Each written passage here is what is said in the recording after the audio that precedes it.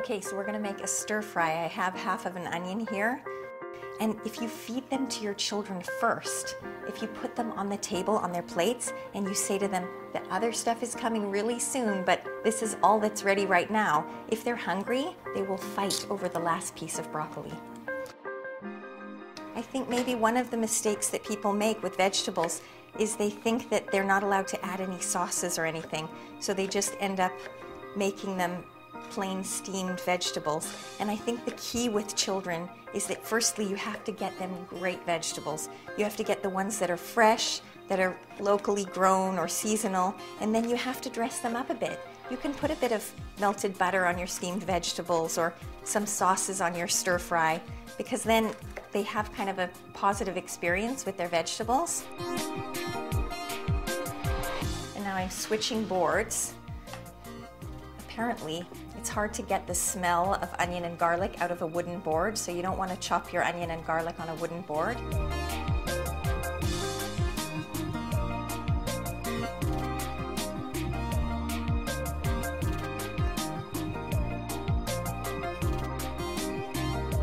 And now what I'm going to do is cut up any way, any shape, any size. I'm going to cut up my vegetables, and then I'm going to stir fry them with some plum sauce and some soya sauce. In medical school, they taught us never to feed a child anything round like this because it's exactly the size of their windpipe, and if they inhale it, it can block off their air passage. So if you have things that are round, just cut them in half. And the only other thing that I have to tell you about stir fries is that there's a famous chef in the Bay Area called Alice Waters, and she does so much great work with organic foods and getting the school food programs to serve really healthy lunch alternatives to children. They have school gardens and things, and she's done so much work that I think she once made a comment where she said, "We've come so far since the days of the stir fry."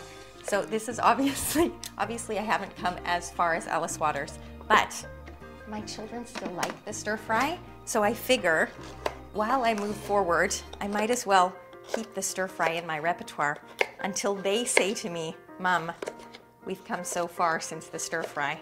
Then I'll stop making it. Okay, so I've got my carrots on one side.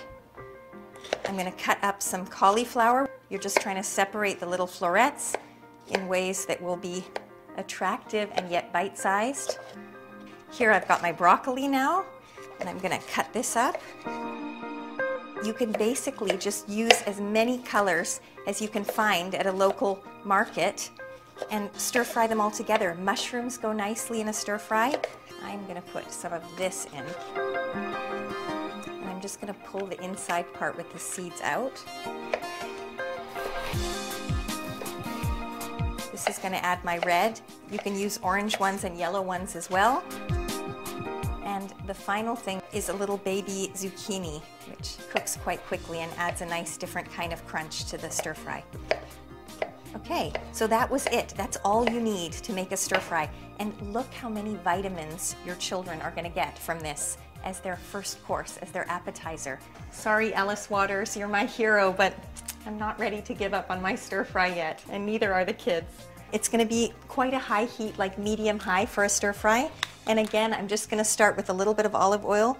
You can put a splash of sesame oil in if you have it, but you don't have to have 10 different kinds of oil in your cupboard either.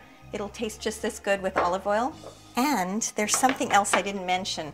This is ginger. If you want to add a bit of really Asian flavor to your stir fry, this smells so fresh and nice. And it's easy to use. You just peel the skin off and cut a little chunk, and you can push it through the same kind of press that you would use for garlic. And if you don't have one of these, you can use a little pot and just pound it up or cut it with a knife into small pieces. Okay, be careful that you don't get splattered because hot oil is not fun to have on your skin. And then I'm just gonna move these around until they start to get kind of glassy looking. The nice thing about stir fry is it's got the sweet and the sour and the salty, and it's got so much color. It like hits all of the children's senses at once. I think with a dish like this, if you show the children that you enjoy eating it, that you look forward to not only to making it, but to eating it with them, I think they'll be much more motivated and much more likely to try it. And now we're going to give our carrots a little head start because they take just a tiny bit longer. So we're going to move this over here, and I'm just going to shove my carrots in and give those just a minute or two. And if your pan seems like it's a little bit dry, you can already add a little bit of your soy sauce. I'm using a gluten-free soy sauce, and you can just use a regular one and just add a little bit for a bit of moisture to cook the carrots. You can hear it sizzling away. Okay, now that we've given the carrots a little bit of a head start, we're going to add all of our other colors. Getting serious now, 2 spoons. Now we get to add the flavor. This is plum sauce.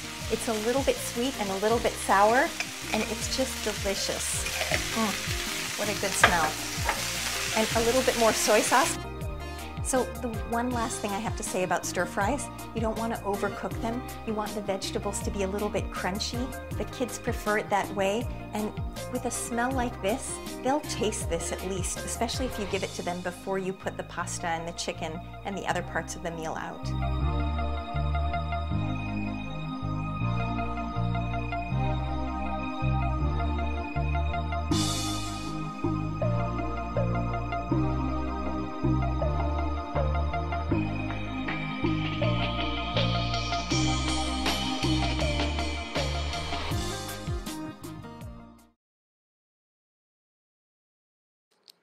With summer around the corner, we will have lots of barbecues, and we need some healthy, delicious and scrumptious sides for the barbecues.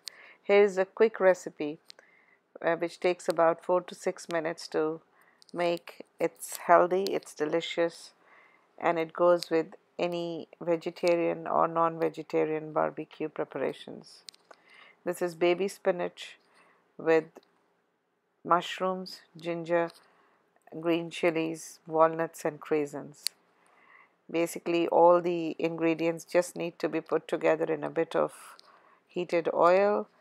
Cover the pan for a few minutes, maybe 4 to 5 minutes, and baby spinach is quick to cook, and the same goes for mushrooms.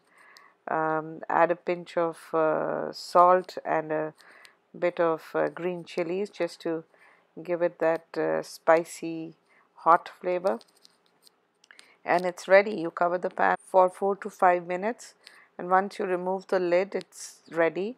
To finish up the recipe, you can add some grated cheese to it, and the cheese will take about a minute or two to melt, and once the cheese is melted, you can serve the side. I'm sure you will love it, your friends will love it, and it's really a healthy side that goes well with anything on the barbecue. Enjoy.